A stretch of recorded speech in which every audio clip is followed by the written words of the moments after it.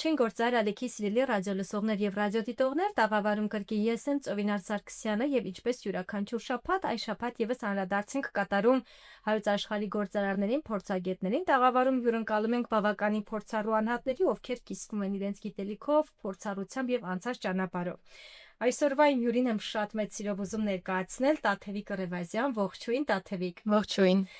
Մեր ռադիոլսողներին եւ ռադիոդիտողներին եւս մեկ անգամ հիշեցնեմ, որ Տաթևիկը հանդիսանում է գլոբալ ավիացիայի ղեկավարներից մեկը, նաեւ Հայաստանում քաղավիացիայի ոլորտում է եղել եւ թեման բավականին հետաքրքիր է, յուրահատուկ ու նաեւ մեր ռադիոլսողներին եւ ռադիոդիտողներին նշեմ, որ մեր տաղավարում երբեք այս թեմաներին անդրադարձ չենք կատարի եւ շատ մեծ էստե սպասում ունեմ, որ բավականին հետաքրքիր ու բովանդակալի զրույց ենք ստանալու։ Տաթևիկ, մինչև քաղավիացիային անցնելը, ավիացիայի ոլորտին անցնելը, իրականում դուք շատ երիտասարդ տարիքում եք այս ոլորտում գործունեություն ծավալել, բայց կրթությունը որտեղից է ստացել, այսինքն ինչ ուղղությամբ է եղել եւ ոնց եք հայտնվել այս բավականին հետաքրքիր, ռիսկային ու մարտահրավերային ոլորտում։ Շնորհակալություն։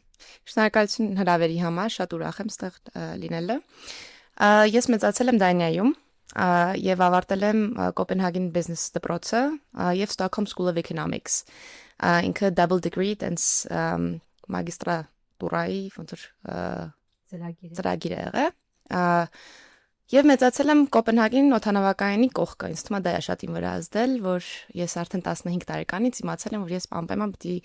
ավիացիայի ոլորտում աշխատեմ, նույնիսկ պատկերացրել եմ իրանց, որ ինձ նայում էի աշխատողներին Կոպենհագեն օդանավակայանում, ինձ էի պատկերացնում այնտեղ այդ նույն շորերով, այդ նույն աշխատանքով, եւ ընդունվեցի, ամենաերիտասարդներից մեկն էի 19 տարեկանում, սկսեցի աշխատել օդանավակայանում։ Ուտեղ արդեն սկսեցի տեսնել, որ բիզնեսմեններ էին ճանապարհում, տարբեր անձնագրեր ունեին, տարբեր երկրներ էին ներկայացնում։ Էդ էլ ինձ հետաքրքրեց, ոնց կարիերան կառուցել, որ միայն այդ օդանավակայանի միջավայրում չլինել, այլ ավելի մեծ կարիերա կառուցել։ Շատ լավ, Տաթևիկ, իսկ առաջին այսպես մեծ համագործակցությունը հենց սկսվել է Կոպենհագենի օդանավակայանում, թե զուգահեռ նաև այլ փորձառություն եք անցել ոլորտային ընկերություններում։ Չէ, ես տարբեր տեղեր եմ աշխատել, հիմնականում տենց aviation tech ոլորտում եմ եղել, Momondo Group, որը հետո վաճառվեց Kayak-ին, համեմատում են ավիատոմսերի գները եւ այլն, ամենախոշոր airline կոնտրակտները ես եմ բանակցել, դրանց հետո ամերիկյան ընկերությունում եմ աշխատել ու տենց եմ տեղափոխվել Հայաստան, որովհետեւ իրանց բացատրեցի, ասացի, ձեզ ինչ տարբերություն, ես Կոպենհագենից եմ աշխատում, թե Երևանից, մեկը Ամերիկայում չեմ։ Ու իրանք տենց համաձայնվեցին եւ ես տեղափոխվեցի Հայաստան։ Հաջորդ կարևոր հարցը, նշեցիք, որ մեծացել եք Դանիայում, կրթություն այնտեղ եք ստացել, աշխատանքային փորձառությունը, ինչն է այսպես հիմնական նախապայման հանդիսացել, որ որոշում եք կայացրել տեղափոխվել հայրենիք, այստեղ աշխատանքի կարիերայի մասով, նաև ընտանիք, զավակներ եւ այլն, այսպես շարունակ։ Շատ հետաքրքիր է, որ ես իրականում Դանիայում մեծանալիս չեմ շփվել շատ հայերի հետ։ Այսինքն այդ հայ լինելը պահպանվել է տանը, ծնողներիս հետ, աղբորիս հետ եւ այլն։ Նոր երևի մի 20 տարեկանում ես սկսեցի հայերի հետ շփվել Դանիայում գտնվող, հետո Birthright Armenia-ի ծրագրով եկա Հայաստան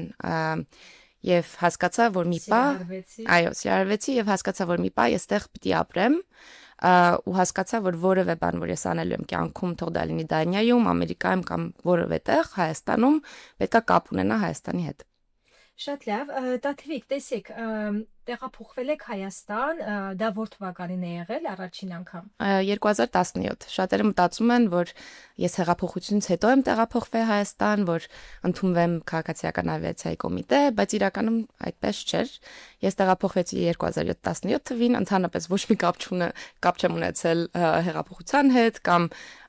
որևէ կառավարության հետ, զուտ երիտասարդ էի, ուզում էի Հայաստանում ապրեի ու հնարավորություն ունեցա այդ ամերիկյան ընկերության միջոցով։ Շատ լավ, Տաթևիկ, տեղափոխվել եք Հայաստան ու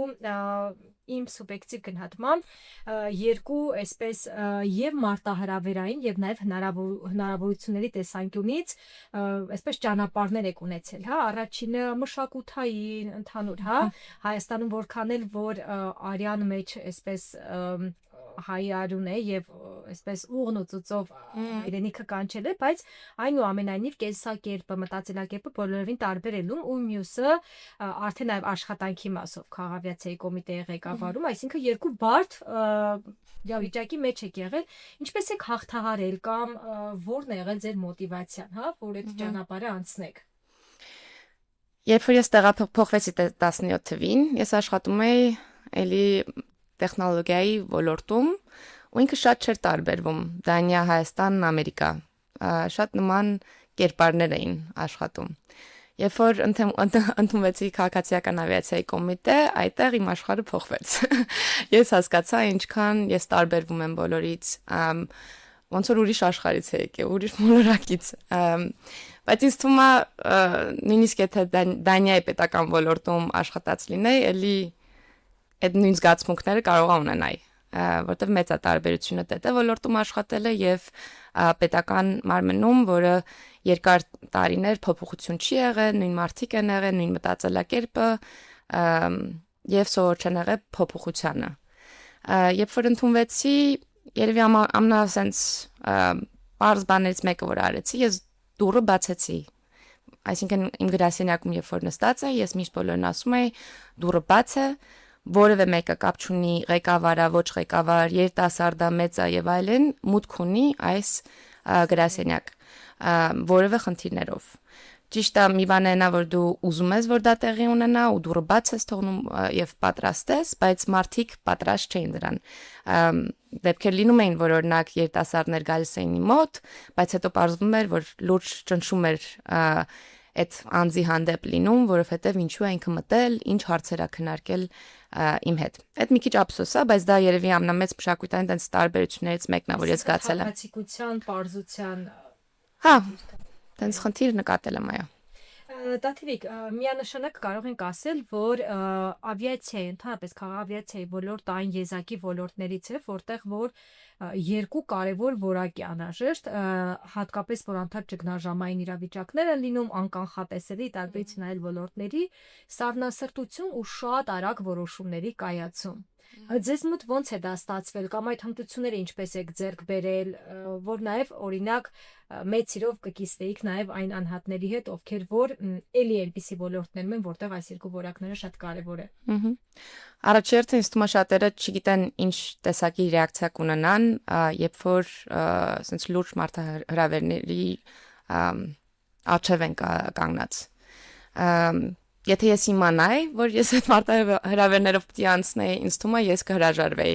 այդ աշխատանքից վախենալով, որ կարողա ես չկարողանամ ճիշտ ռեակցիա տամ, ճիշտ որոշումներ կայացնեմ եւ արագ որոշումներ կայացնեմ, շատ կարեւոր է դա։ Բայց երբ որ գտնվում ես այդ իրավիճակում եւ տարբերակ չունես, արդեն վերջ, պիտի լուծումներ գտնել, ուրիշ տարբերակ չունես։ Ու դա օգնում է, երբ որ այլ տարբերակ չկա, վերջ, պիտի սամասիրտ հասկանալ խնդիրը ինչն է եւ որոշումները կայացնել ու ամենակարևորը քայլ անել։ Ինձ թվում է ուժեղ կողմերից մեկը իմ մոտ նա է եղել, որ ես վախերս կողքի եմ դրել եւ իմ անձնական նպատակներս էլ եմ կողքի դրել, նկատի ունեմ իմ անձնական կարիերայի նպատակներ, որտեղ դեպքեր են եղել, որ ես ստիպված պետություններ եմ ոնց որ challenge արել, ոնց ասեմ հայերենով, կամ այսպես մարտահրավեր եք, հա, նետել ըստ էության, տենց թե։ Այսինքն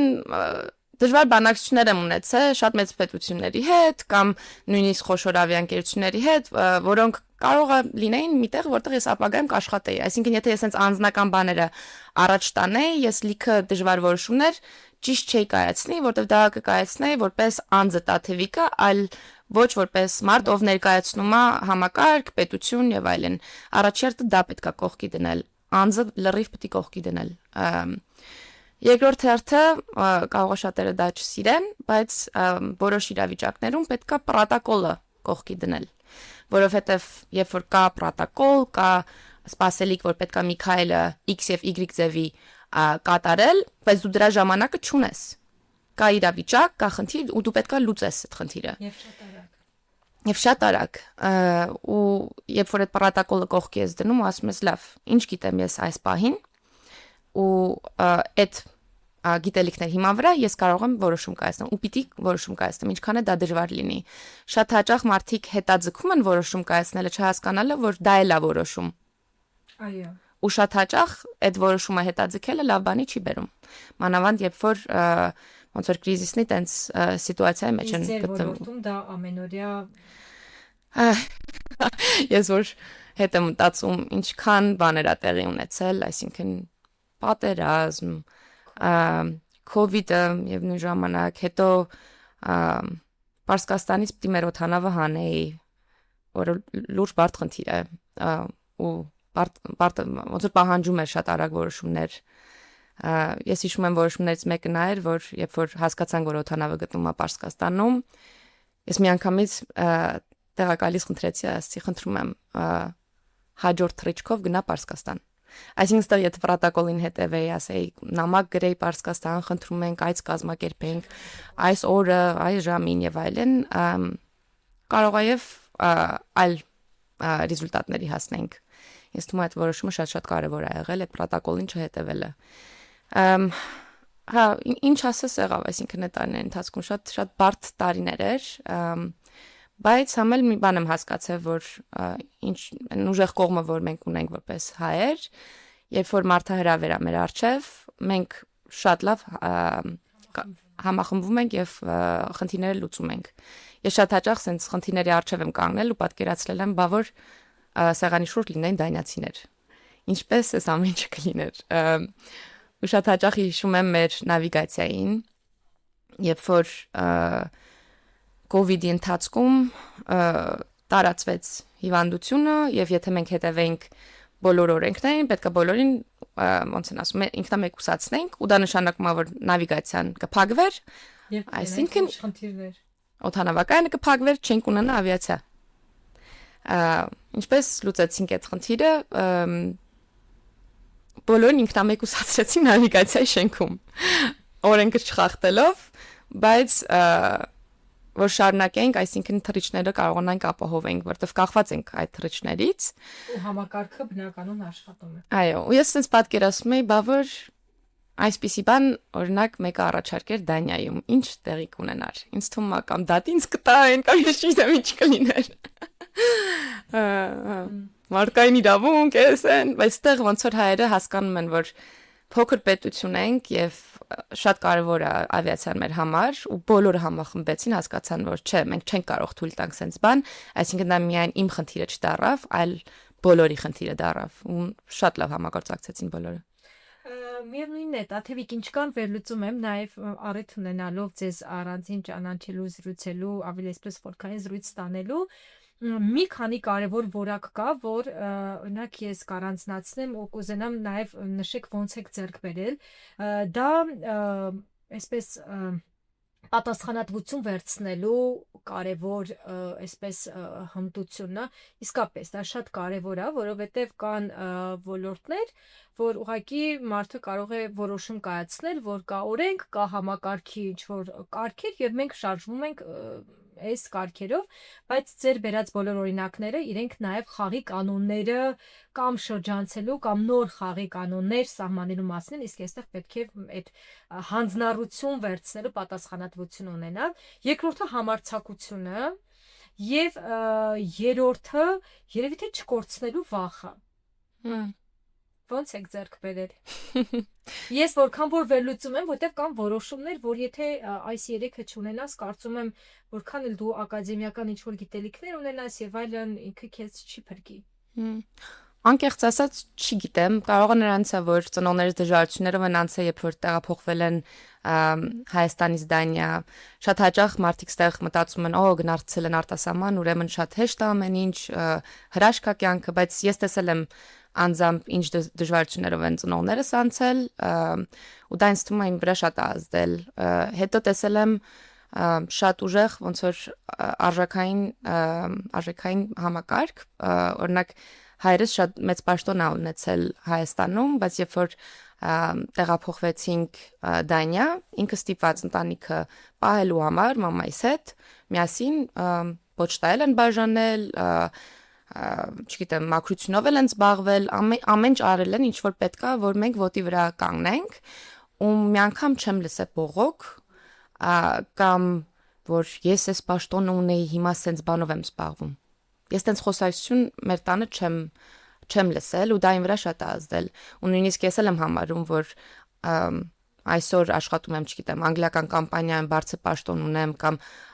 նախկինում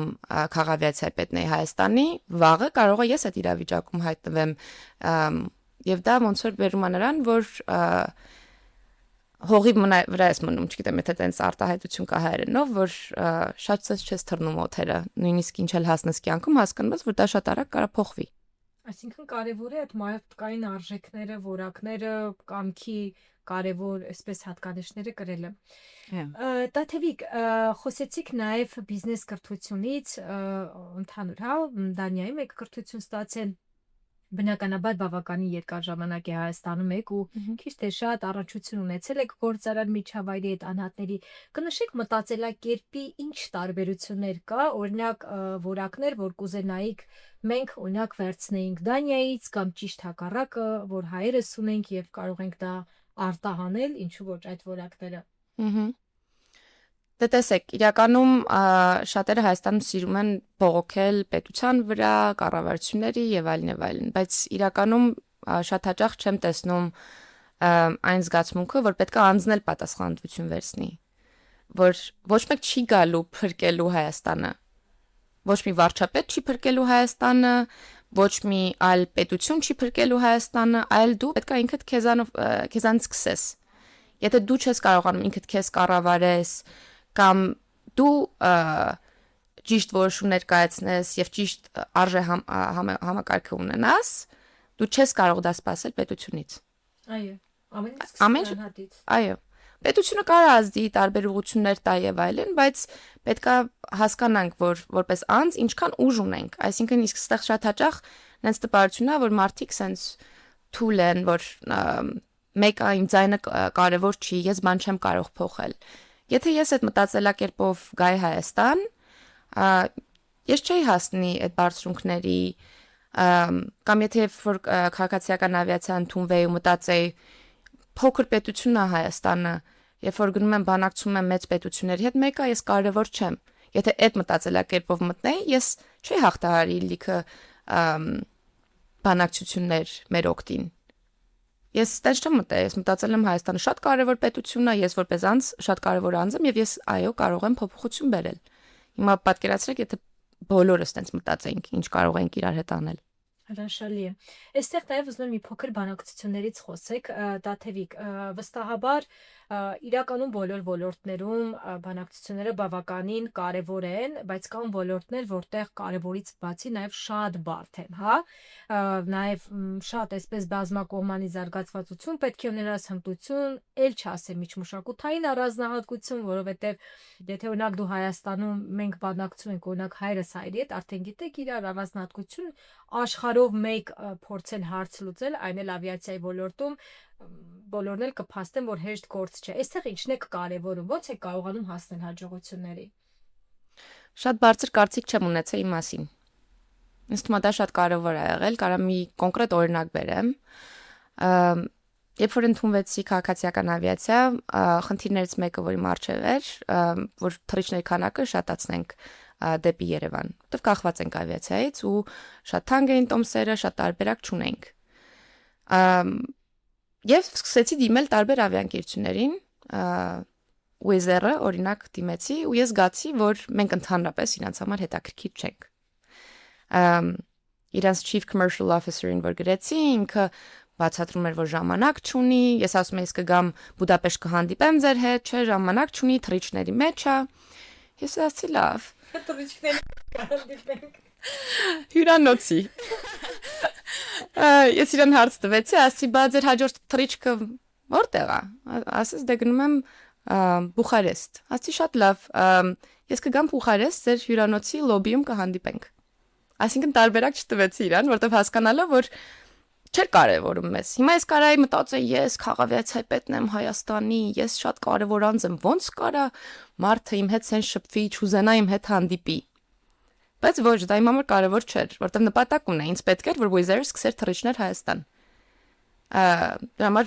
ինչ հպարտություն, ինչ էգո լինի, ես պետք է դա կողքի դնեի ու այդ նպատակին հասնեի։ Ես դրա բուխարես, դες մարդը մտածում էր էսով այս գիժը։ Ես վերջերս իրան տեսել եմ, լավ ծիծաղացել ենք իրար հետ այս պատմությունը հիշելով։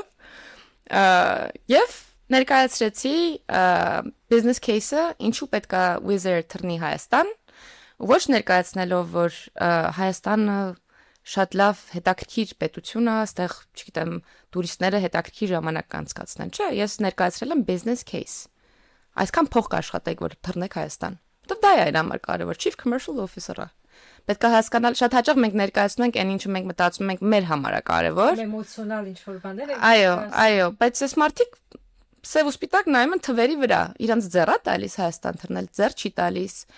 Հաջորդ քայլը հետևյալն էր, որ ես իրան բացատրեցի, ասեցի, ես գիտեմ, որ դուք դիտարկել եք Հայաստան նախկինում, բայց որոշում եք կայացրել չթռնել։ Ես էլ ուզում եմ հասկանամ, ինչու եք այդ որոշումը կայացրել։ Երևի խնդիրներ եք տեսել, որի լուծումը ես կարողանամ բերեմ։ Իրանք ներկայացրեցին խնդիրները, օդի турքի խնդիր ներկայացրեցին, վիզայի խնդիր ներկայացրեցին, օդանավակայանի բարձր սակագների խնդիր ներկայացրեցին, եւ ես պարզ այդտեղ ասացի, շատ լավ։ Ես կգնամ այդ հարցերի լուծումը կգտնեմ։ Ես դες խոսք եմ տալիս, որ ես այս հարցերի լուծումը գտնեմ։ Դուք կթռնեք Հայաստան, իրանք ասացին այո։ Ու սկսեցին թռիչները, ինչպես մենք գիտենք, որ շատ ուղղություններով է Wizz Air թռնում այսօրվա դրությամբ, մեծ ազդեցություն է ունեցել մեր աճի վրա։ Արդեն հնարավորություններ ունեն ճանապարհորդելու ավելի մատչելի եւ շատ ուղղություններով։ Ու դա, եթե էմոցիոնալ կողմն է բերենք, դա իմ երազանքներից մեկն էր, երբ որ ես տեղափոխվեցի Հայաստան, որովհետեւ ես շատ եմ ճանապարհորդել, հնարավորություն ունեցել աշխարհը տեսնել եւ ես հասկացել եմ ոնց է դա իմ վրա ազդել, ինչ դրական էֆեկտ է դա ունեցել, ու ոնց որ շատ կարևորում է, որ երիտասարդները կարողանան այդ փորձը ձեռք բերեն եւ այդ նոր ոնց որ զգացմունքներով գան Հայաստան եւ իրենց գիտելիքները օգտագործեն։ Հրաշալի է։ Տաթևիկ, ուզում եմ երկու հարց տալ, ինչ է Տաթևիկի համար հաջողությունը։ Ես ամեն ինչ անում եմ, ոնց որ ինձանից վեր եմ անում, օրինակ իմ հիմիկվա աշխատանքի մասին եթե խոսեմ, որ պատերազմի օրերը անցա եւ հասկացա ինչ խնդիրներ կան ընդհանրապես օդային տարածքի հետ կապված, ու դա չի վերաբերվում միայն Հայաստանին, դա վերաբերվում է ամբողջ աշխարհին։ Դժբախտաբար ավիաընկերությունները դեռ ինչքանով է լավանում է վիճակը, շատ գիտելիք չունեն ինչպես կառավարեն կամ ինչպես որոշումներ կայացնեն, երբ որ թռիչքներ են իրականացնում պատերազմով ոնց որ լի տարածքներ կամ դրանց կողքը։ Ու ես հասկացա, որ լուրջ խնդիր կա աշխարհում ու որտեղ հիմա աշխատում եմ, հենց այդ խնդիրն եմ լուծում։ Այսինքն ես գնացի սկզբից Հայաստանի խնդիր փորձեցի լուծեմ, հետո Հայաստանում ինչ սովորեցի, հիմա փորձում եմ լուծեմ միջազգային խնդիր, որը էլի օգուտ բերում է Հայաստանին։ Ոնց որ միշտ որ ինձ մի բան հետաքրի, պետքա sense մի հատ մեծ խնդիր լինի, որ ես հասկանամ ու դժվար խնդիր պետք է լինի, որ ինձ հետաքրի։ Շատ լավ, տեսեք, Տաթևիկ, իրականում խոսեցինք ավիացիայի ոլորտից, քանի որ փորձառությունը բավականին մեծ է, այնուամենայնիվ իմ համար դեռ այսպես շատ զարմանալի ու նաև ոգևորության այսպես աստիճան է, որ շատ երիտասարդ տարիքում եք, հա, այս ճանապարհը անցնում, որը որ եւ եզակի է, եւ տարբերվող է, եւ ուսուցանող է, սովորեցնող է նաեւ մեր շատ երիտասարդների համար, ովքեր որ իրենց ճանապարհը կամ կարիերան պատկերացնում են հենց այս ոլորտներում։ Ուր է գնում այս ոլորտը։ Այսինքն ոլորտի ապագան կամ ինչ փոփոխություններ տեղի կունենան, ո՞նց եք դուք տեսնում։ Հայաստանում։ Եվ Հայաստանում եւ նաեւ աշխարհում, ինչու ոչ։ Հայաստանում իրականում լուրջ խնդիր ունենք, որի լուծումը կա, բայց դեռ չեմ տեսնում, որ այդ քայլերը արվում են այդ խնդիրը լուծելու համար, ու ես դեռ չեմ մեղադրում որևէ անձ, որտեղ ինքը համակարգային խնդիր է, որը շատ բարձր մակարդակի պետք է լուծվի, այսինքն քաղաքական որոշում պետք է կայացվի։ Երբ որ ես ընդունվեցի քաղավիացիա, շատերը մտածում էին, որ հեսա կգամ, բոլորին գործից կհանեմ, իմ մարդկանց կբերեմ, ընդհանրապես ես այդ մտածելակերպներ չեմ հասկանում, ինչա նշանակում իմ մարդկանց բերելը։ Իմ լրիվ հակառակն է։ Եթե ինձ ճանաչում ես, շատ ավելի քիչ հավանական որ կընդունվես։ Եվ մասնագետ է, ով պրոֆեսիոնալ է, ինքը պետք է լինի։ Հա, ու հասկացա իրականում այստեղ այսինքն մարդիկ կան, ով օդաչուներ են, ինժեներներ են, այսինքն իրանց փոխարինել հեշտ չի, ու ընդհանրապես հեշտ չի այն պայմաններում, որտեղ աշխատավարձերը շատ ցածր են պետական համակարգում, դրա համար այդ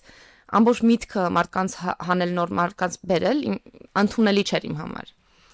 Բայց խնդիր ունենք անձնակազմի հետ կապված, դա շատ պարզ էր իմ համար, բայց այդ խնդիրը լուծելու համար շատ ավելի լուրջ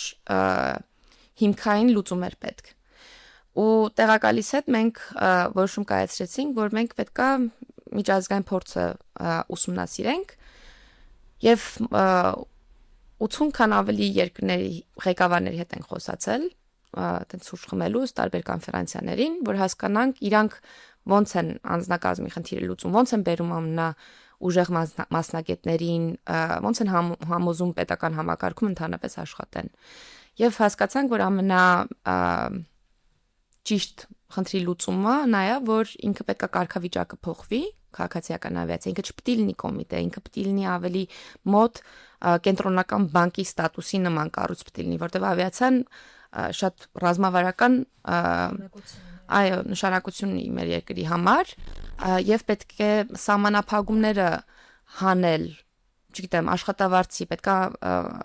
մրցակցություն հնարավոր լինի ստեղծել, այսինքն որ մասնավոր ընկերություններից ուզենան աշխատեն պետական մարմնում։ Նաև այդպիսի բարդ ոլորտում, որտեղ բարդ որոշումներ, բարդ խնդիրներ։ Հա, եւ այստեղ շատ կոնկրետ անձեր են պետք, այսինքն շատ մեծ տարբերակ չունենք, շատ մեծ ընտրություն չունենք։ Բայց այդ տաղանդավոր մարդիկ հիմնականում չեն ուզում աշխատեն պետական ոլորտում, որովհետև ասում են ինչու ես պետքա 200,000 դրամի աշխատավարձով աշխատեմ, եթե ես կարամ $5,000 ստանամ ամսական։ Այսինքն այդքան մեծ է տարբերությունը։ Դրա համար այստեղ բավարար չէր աշխատավարձը մի քիչ բարձրացնել։ Տենց բաներ տեղի ունեցած վերջի տարիների ընթացքում, բայց դա հարցի լուծում չի։ Նույնիսկ դու 100%-ով այդ մարդու աշխատավարձը բարձրացնես, դա խնդրի լուծում չի։ Այսինքն կարգավիճակը պետք է փոխել, սահմանափակումներից պետք է ազատվել, որ ինքը կարողանա օրգանիզմը աճել, հա, աճել, ճիշտ ուղղությամբ զարգանա, որ իմաստ ունենա կրթել երիտասարդներին ու չմտածել, որ իրանք հետո կթողեն կգնան ուրիշ տեղ։ Բայց հիմա դեռ դա տեղի չի ունեցել ու ես մինչ այսօր պատրաստ եմ որևէ անձ որ կվերցնի այս պատասխանատվությունը իր վրա, ես պատրաստ եմ աջակցեմ, անվճար, դա իմ համար կարևոր չի, որովհետև հիմա ինչա տեղի ունենում դանդաղ մահ է։ Այսինքն ոչ մի լավ բանի դա չի բերելու։ Մեծահասակ են աշխատողները, շատերի փոխանակում չկա։ Փորձ փոխանակում չկա, որտեղ երիտասարդներ չեն ուզում հիմնականում այնտեղ աշխատեն, հետո մեծահասակ մարդիկ արզե արդեն գործից դուրս են գալիս, նույնիսկ կան որ մահացել են այս ընթացքում, այսինքն ու փոխարինող չի եղել։ Դա շատ լուրջ խնդիր է։ Ու այդ խնդիրը կոմիտեի նախագահի մակարդակի խնդիր չի, դա պետության խնդիր է, որ շատ կարևոր է լուծել։ Տեսեք, Տաթևիկ, իրականում ինքս միշտ նշում եմ, երբ փոքրիկներին հարցնում ես, չէ, այդ մանկության երազանքներից հաստատ առաջին 3-ի մեջ ինչ ես ուզում դառնալ, դա օդաչուն է կամ ավիացիայի հետ կապված ինչ-որ, հա, մասնագիտություն կամ ուղղություն, բայց հիմա երևի բլոգեր լինելն է, չգիտեմ ուսամ փոխվելն է։ Տատազակետը, հա, բայց իրականում, բայց ինչ-որ փուլից հետո դա մարում է։ Կամ այսինքն ցանկություն ու արդեն վերջնարդյունք իրար հետ չեն համապատասխանում, բայց վստահաբար հիմա ես մեծ հույս ունեմ, որ մեզ լսում են նաև շատ երիտասարդ ռադիոլսողներ եւ ռադիոդիտողներ, որտեղ է սկսել, ինչ խորհուրդ կտակ։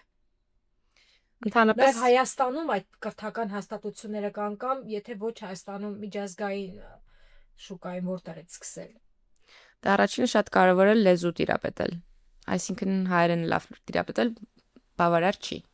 նույնիսկ ինձ շատ խանգարել իմ հայերենս, որտեվ երրորդ լեզուն է իրականում, դաներենն եմ ամենալավը տիրապետում, հետո անգլերենը, sense business միջավայրում։ Իսկ հայերեն միայն տանն ենք ոնց որ օգտագործել ծնողներից հետ։ Այսինքն լեզուն շատ կարևոր է։ Եթե մարդ անգլերեն չտիրապետի այսօրվա դրությամբ, իր լիքը ճանապարհներ փակվում են, այո։ Երկրորդ հերթը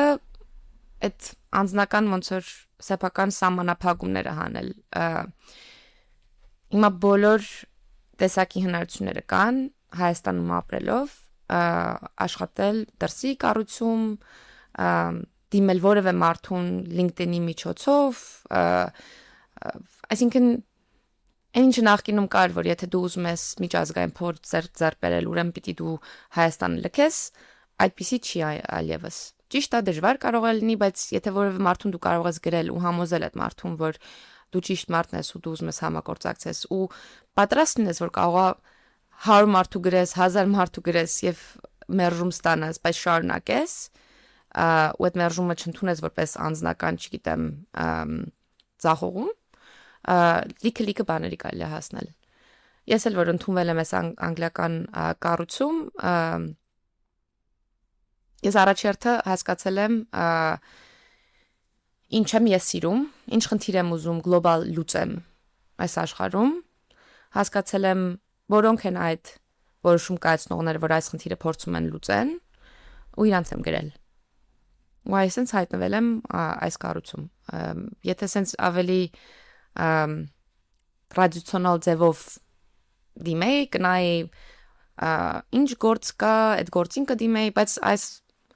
պաշտոնը չկար, այս պաշտոնը ստեղծել են իմ համար, այսինքն գրելուց հետո։ Պետք չի սահմանափակվել, միայն դիմել, որտեղ պատրաստ են մարդուն գործի ընդունել։ Կարող ես նաև դու առաջադրել։ Դու կարես ազդես այդ որոշման վրա, հա։ Շատ լավ, Տաթևիկ, ուզում եմ մի փոքր նաև խոսենք անձնականից, քանի որ այս խառնաշփոթ եւ բարդ ոլորտին կից նաև լինել ընտանիքի լավ մայրիկ, կին, երկու զավակների, ճիշտ եմ հիշում։ Ոնց եք հասցնում, ոնց եք Այդ իրանց հարցրեք լավն եմ։ բալանսը ոնց եք պահում, որովհետև իրականում կան ոլորտներ, որտեղ որ դու իհարկե կա աշխատանք եւ կա ընտանիք, բայց ինչպես է բժշկի դեպքում, չէ, երբ որ դու ունես հիվանդ, դու չես նայում երեկոյան որ ժամն է եւ այլն, հիմա ձեր դեպքում եթե ինքնաթիռոթում է եւ ինչ որ խնդիր ա եղել, դու այդտեղ ոնց որ պետք է համատեղես, այլ լուծում չունես, հա, ոնց է ստացվում։ Ինձ փրկում է Նազիկը, ուրեմն Նազիկը սկզբից մեր երեխեքի դայակներ, բայց հետո որ երեխեքը արդեն երկրորդ մայրիկը։ Ինքը ոնց որ տանը ամեն ինչում ինձ օգնում է։ Որ ես համել ժամանակ ունենամ երեխեքի հետ խաղամ։ Իմ համար դա շատ կարևոր է, որտեվ ամբողջ օրը անցկացնում ես գործի տեղը, իրանք մանկապարտեզում ու չես ուզում տուն գաս, ուտելիք պատրաստես, չգիտեմ, տուն մաքրես եւ այլն, ու ինձ ինքնա շատ փրկել, որ այդ հոգսերը ոնց որ ինձանց վերցրել է ու ես կարողանում եմ կենտրոնանալ երեխեքի վրա։ Դա շատ մեծ արժեք է ինձ տալիս։ Որ շատերը ասում են, ես ամեն ինչը հասնում եմ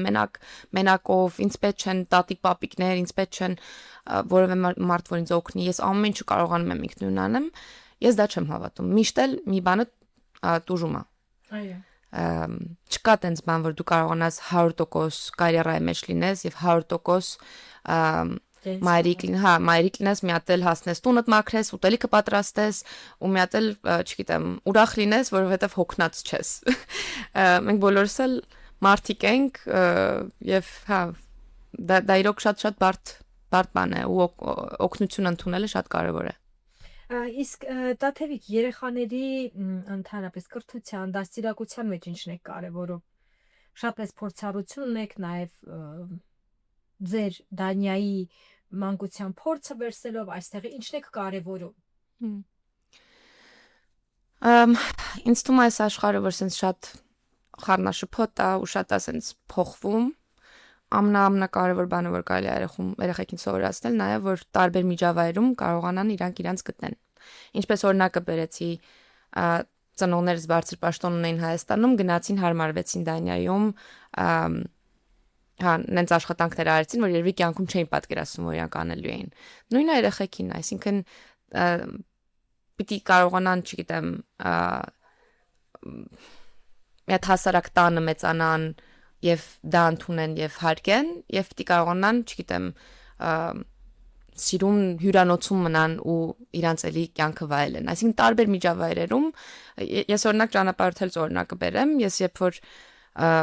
20 տարեկան եմ եւ backpack էի անում հարավային Ամերիկայում ընկերուս հետ, գումարը քիչ էր, բայց մենք շատ ենք ուզում ճանապարհորդենք։ Մենք նենց տեղեր ենք մնացել, այսինքն չգիտեմ, այդ սենյակում 10 հոգի են քնել, սարդեր էին քայլում մեր վրա։ Ու մենք մնացել ենք տենց 3 ամիս։ Հիմա որ գործով միտեղ գնում եմ 5 աստղանի, 4 աստղանի հյուրանոցներում եմ մնում, դրան եմ արդեն սովորել, այսինքն երկու միջավայրում ես կարողանում եմ ինձ գտնեմ։ Ու ես կուզանամ, որ հենց երեխեքն էլ սովորեն, որ հասկանան, որ որևէ միջավայրում պետք է իրանք կարողանան լավ զգան։ Ադապտացվեն ու լավ։ Այո։ Իսկ հայի կերպարի մասին ինչ կասեք։ Դատեմ, քանի որ դուք այսպես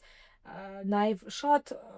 ազգությունների հետ եք շփվել, շատ գործընկերներ եք ունեցել, հա, նաև այդ մշակութային առանձնահատկությունները ունեն, որովհետև մենք շատ ենք, չէ, երբեմն հայերի մոտ այսինչը վատ է, այնինչը եւ այլն, այսպես, բայց մենք նաև կարիք ունենք, այսպես մեր ունեցած դրական կողմերը վերհանելու, ոգեշնչվելու, դրանքին քվերսելու եւ առաջ գնալու։ Ձեր դիտանկյունից անհատ, ով նաև կյանքի ինչ որ մի հատվածը Հայաստանում չի ապրել, ովքից դա այդ դրական բաները շատ ավելին ես տեսնում։ Կամ մի օրինակ բերեմ, որ իմ գոլեգան էր ինձ ոնց որ որտեվ իմ համար դա ոնց որ ստանդարտ իրավիճակ է դարել, բայց իր համար sense շատ յուրահատուկ։ Ուրեմն գնացել ենք իրար հետ Լատին Ամերիկա, ընդհանրապես պետք է sense տարբեր երկրներով գնանք ներկայացնենք մեր կամպանիան։ Ուրեմն որ երկիրը գնում ենք, մեկը հանդիպման ընթացքում նշում էր, որ մի հայ է ճանաչում, որը չգիտեմ ինչ հավես բան արել իրենց երկրում։ Ու վերջում արդեն sense կատակ էր անում Aaron-ը իմ գոլեգան, ասում էր, ես չեմ հասկանում, ես ինչ ազգ եք դուք, որ ուր գնում ենք կապ կա, այսինքն գնում ենք Չիլեի անվտանգության պետի մոտիկ ընկերը, հայը, չգիտեմ, պատմում է Բրազիլիայում է մեծացել, պատմում է հայերը այնտեղ ինչեր են անում, ինչ հետաքրքիր բաների վրա են աշխատում, գնում ես Պանամա, էլի նույն պատմությունը, ես ճանաչում եմ մի հայ օթաչու, ով sense բաներ արել, չգիտեմ, sense հպարտանալ բան է, չեղավ մի հանդիպում, որ ես ասեմ, որ ես Հայաստանից եմ, եւ մեկը մի հետաքրքիր պատմություն չունենար։ Ու միշտ դրական պատմություններ են ու մենք շատ հաճախ մոռանում ենք դա, որ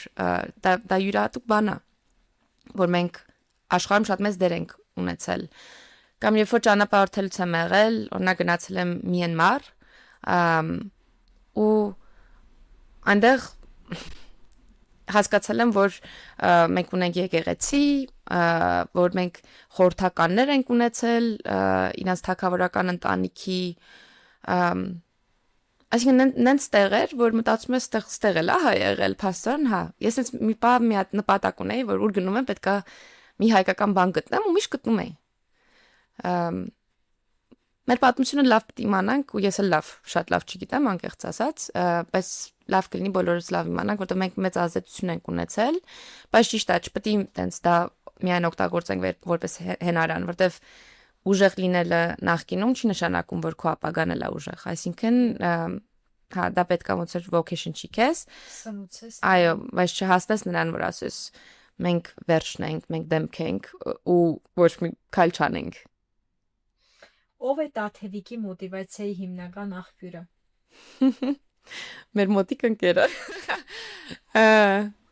Իմ համար շատ մեծ նշանակություն է ունեցել Ալ Եսայանը, ում հետ գիտեմ զրույց ունեցել եք։ Այո, մեր բոլորս Ալը։ Ինչ մեծ որոշում եմ ունեցել կյանքում կայացնելուց, ես միշտ զանգել եմ Ալին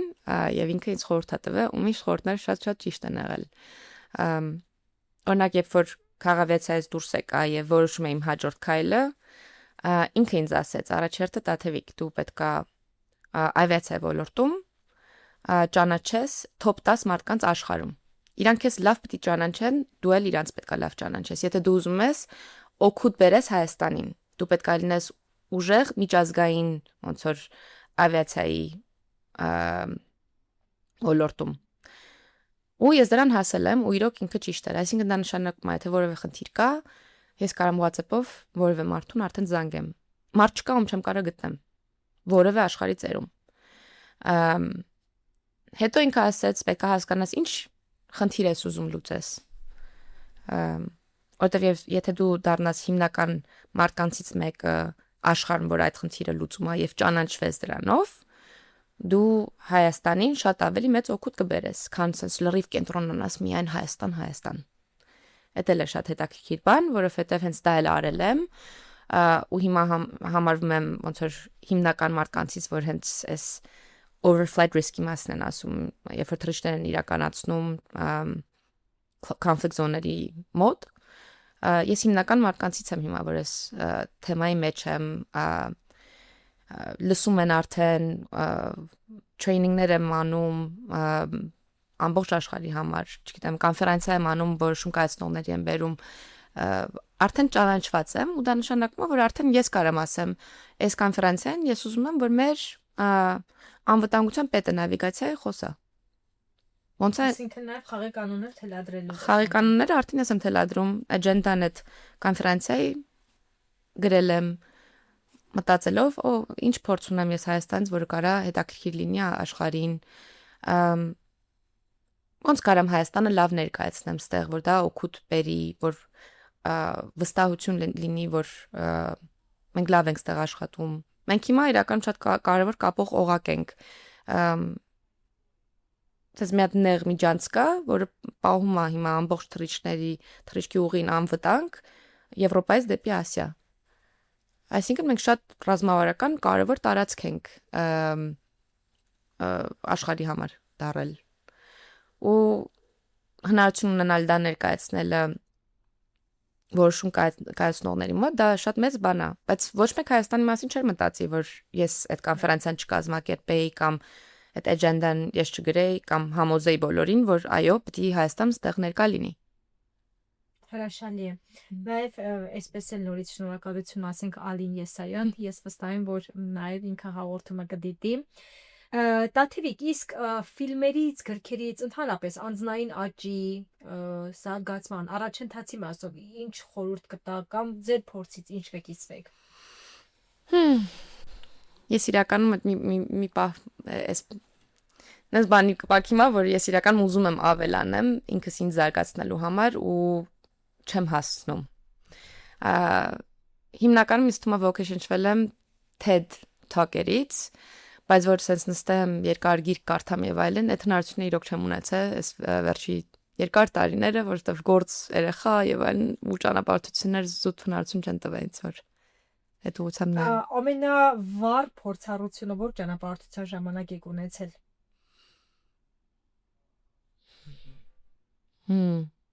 Շատ լավ հարց է։ Ինձ թվում է Հայիթի գնալուց։ 3 օր էր միայն։ Երկու աղջիկներով որոշում են գնանք այնտեղ։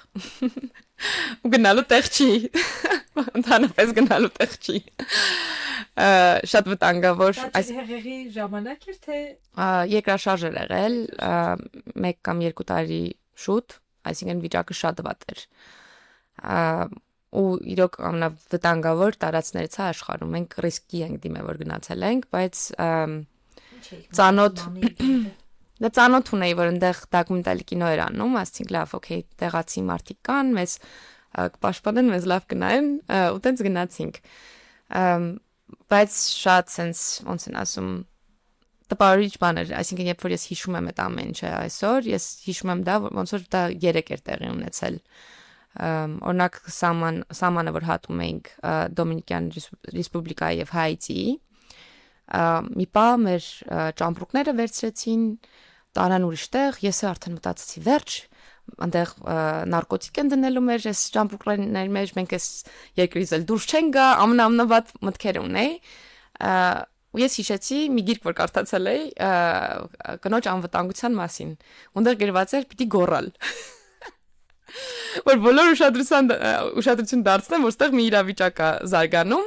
չի կարելի լռել, ու ես սկսեցի գոռալ, ու ես խառնվեցին իրար, մեջ ամբրուկները թողեցին, սահմանապահներն նկատեցին, որ խնդիրը առաջացե, ու տենց ոնց որ չգիտեմ, կանխել եմ մի վատ դեպք թե չէ, կարող է այո, կարող է ոչ։ Հետո հիշում եմ ավտոբուսում ենք նստած, արդեն Հայցից դուրս ենք եկել, էլի սահմանում ենք,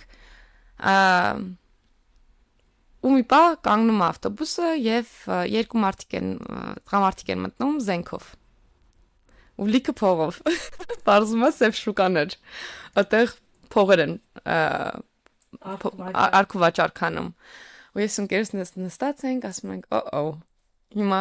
ամեն ինչ կարա տեղ ունենա ու կարող եմ ես կյանքում էլ չգտնեն։ Ու սենց հանգիստ նստած ենք, սպասում ենք, որ այս իրավիճակը ավարտվի, այդ մարդիկ եկան ներս, գործ արեցին ու դուրս եկան։ Ինձ թվում է շատ բան է սովորացնում տենց իրավիճակ, երբ որ դու մտածում ես, որ քո կյանքին վտանգ կա, սպառնալիք կա, ոնց ես քեզ սպանում այդ իրավիճակում, ադապտացիա շատ կարևոր է։ Այո, ու ճիշտ ռեակցիաները տալ այդ իրավիճակում շատ կարևոր է։ Հրաշալի։ Իրականում անվերջ կարելի է զրուցել, բավական ես ինքս շատ մեծ այսպես բավականություն եմ ստանում, վստահ եմ նաև մեր ռադիոլսողները եւ ռադիոդիտողները կստանան։ Եվ Տաթևիկ վերջին խորհուրդը միտքը մեր ռադիոլսողներին եւ ռադիոդիտողներին, հա, կարող է վերաբերվել անձնական կյանքին, մասնագիտությանը, բայց մինչեւ վերջինը ինձ մոտ նաեւ մեկ հարց էլ առաջացավ. ինչ եք շատ սիրում ուտել կամ եւ պատրաստել։ Չեմ սիրում պատրաստել։ Պատմական դաշտում տայի այս հարցը։ Չեմ սիրում պատրաստել, իսկապես ինձ մոտս խնդիր է։ Ստացվում, որ տենց բոլորը գովացել են, ոչ։ Միայն ոչ թույնավորեմ ոչ մեկին այդ վիճակն է մոտս։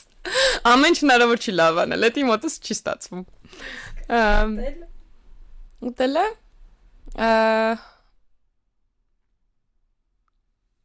Չգիտեմ, չեմ մտածել այդ ուղղությամբ, անկեղծ ասած։ Չգիտեմ, որ սա ստանդարտ բաներ է, որ շատերը գիտեն ինչն է սիրում ուտել եւ այլն, մոտս տենց բան չկա։ Իրականում մոտս չի ստացվում, ասած հանգիստ նստել հաց ուտել, դա իմ մոտ խնդիրը, ընդհանրապես նստել հանգիստ հաց ուտել ու վայելել ուտելիքը։ Այդ մոտս դեռ լավ չի ստացվում։ Հրաշալի, դե ավիացիայի բարդ հարցերի մեջ ոնց որ ամենապրոջեկտ լուծելի հարցն է եղել։ Խորհուրդը կամ ուղերձը Տաթևիկ մեր ռադիոլսողներին եւ ռադիոդիտողների։ Նպատակը որ դնեք, այսինքն հասկանաք ինչ նպատակ ունեք այս կյանքում, երբեք չնեղվեք, որ մարդիկ, չգիտեմ, դեմ են աշխատում, խնդիրներ են ստեղծում։ Իմ ամենամեծ տրավման երևի եղել է լրագրողների հետ շփումը Հայաստանում, երբ որ ես քաղաքացիական ավիացիայում էի եւ այդտեղ շատ կարեւոր բան եմ հասկացել, որ եթե ես շեղվեի այդ սախ ֆեյքերից, բաներից, ես չէի կարողանա կենտրոնանալ եւ նպատակներից հասնել։ Ոնց որ այդ իմ դաշտս ոնց որ պաշտպանեի այդ ամեն ինչից, դա շատ կարևոր է եղել, որտեվ բոլորս ունենք 24 ժամ, ունենք որոշ էներգիա, որ կարող ենք ծախսենք, եթե սխալ ուղղությամբ այդ էներգիան ծախսենք, մենք մեր նպատակներին չենք հասնի։ Դրա համար այդ պաշտպանել այդ անձնական դաշտը եւ միայն շատ կարևոր է նպատակները հասնելու համար։ Հրաշալի։ Մի հատ հարց էլ ավելացավ, Տաթևիկ, ձեր հոբին կամ այսպես աշխատանքից, ավիացիայից, ինքնաթիռներից, գլոբալ խնդիրներից դուրս։ Իմ աշխատանքը իմ հոբին է։ Իրոք որ ես գնում եմ գործի, իմ համար դա գործ չի։ Սոմ ղեկավար չի լսի։ Ես այնքան եմ վայելում աշխատանքս, որ իրոք դա իմ համար հոբի է դառել, ճանապարհորդությունն է իմ համար հոբի դառել։ Ես մա ճանապարհորդության ընթացքում տենց հետաքրքիր բաներ փորձել զգալ, դա երևի ամենակարևոր բանը։ Հա, հոբին, որտեղ դա էներգիա է տալիս։ Լիքը բաներ դրանից սովորում ես։ Ու դա անել համել ոչ միայն մենակով, այլ ընտանիքով, երեխեքի հետ, այսինքն լրիվ տարբեր էքսպերիենսներ կարելի է ստանալ։ Հրաշալի։ Նորից շնորհակալություն շատ հրաշալի ու բովանդակալի զրույցի համար, իսկապես ես շատ մեծ վստահություն ունեմ, որ ու նաև դրա մասին նշում եմ, մենք մեր զրույցի ժամանակ չանդրադարձանք, բայց կարծում եմ պետք է այսպես բարձրաձայնել, որ նաև դա ձեր մոտ պարտավորվածություն առաջացնի։ Գիտեմ, որ նաև գիրք եք ուզում գրել, որտեղ որ կարտացել։ մտածված պատմություն իրականում շատ կարևոր է ու շատ Համաձայնեմ։ Մեզ միշտ թվում է երբեմն ճանապարհը, որը որ անցնում ենք, մտածում ենք դե լավ, սա ում է հետաքրքիր կամ դա իմ ճանապարհն է, իմ փորձն է, իմ ոնց որ կյանքն է, բայց չէ, ես ամեն անգամ որ լսում եմ ու ամեն անգամ այս պատմությունների շերտերը ավելի մանրամասն ուսումնասիրում ես, հասկանում ես, որ մեզ հենց նման օրինակներ են պետք, որ հնարավորություն են տալիս մտածելու, որ անհնար ոչ մի բան չկա, եթե մարդ իսկապես նպատակադրված է, եթե կարևոր որակներ ունես ու դու բաց ես աշխարհի առաջ, աշխարհն էլ բաց է ու դու իսկապես կարող ես մեծ հաջողությունների հասնել եւ ես ժամանակահատված չեմ նշում, Տաթևիկ, բայց իսկապես մեծ վստահություն ունեմ, որ մենք մի օր տաղավարում նաեւ գրքի մասին անպայման կխոսենք։ Մեծ հաջողություն բոլորիս գործերին։ Եվ նաև ձեզ ու շնորհակալություն, որ եւ մեծ աշխատանքի եւ նպատակադրման եւ ջանքերի ու նաև աշխարհի քարտեզի վրա ոնց է, չէ, ոնց որ նշեցինք, ամեն անհատ իր փոքրիկ դերը ունի, դուք էլ ձեր ոլորտում եք եւ Հայաստանի տեղը նշում եւ նաև մենք ինչու ոչ կատարողից դառնում ենք նաև խնդիրներ ձևակերպող ու առաջ տանող, որը որ շատ կարևոր է։ Շնորհակալություն։ Շնորհակալություն շատ լավ հարցերի համար։ Մեր ռադիոլսողներին եւ ռադիոդիտողներին հիշեցնեմ, որ գործար ալիքի եթերում անդրադարձ էին կատարում հայոց աշխարհի գործարարներին, փորձագետներին եւ այսօրվա իմ հյուրն էր Տաթևիկը Ռևազյան։ Շնորհակալություն։ Շնորհակալություն։